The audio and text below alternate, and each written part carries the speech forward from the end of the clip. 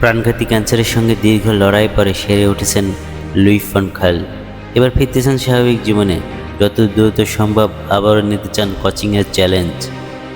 3 বছর আগে ফান খাল নিজেই জানিয়েছিলেন প্রোস্টেট ক্যান্সারে ভুগতেছিলেন তিনি। তবে সম্প্রতি এক ডাচ টেলিভিশন টক শোতে জানান এখন সুস্থ তিনি।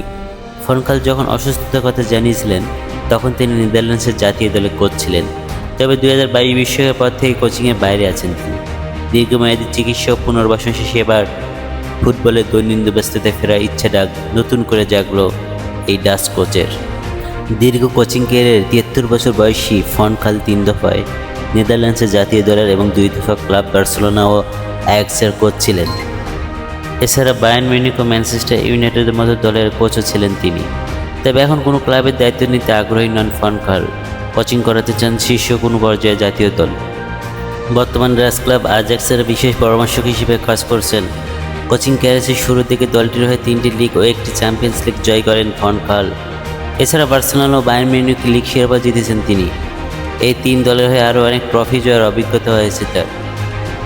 হার না মানা হার জীবনে ক্যান্সারকে রুখে দিয়ে আবার ফিরতে চান ফুটবল প্রেমে। বাশার সবুজ, নেক্সট নিউজ 24।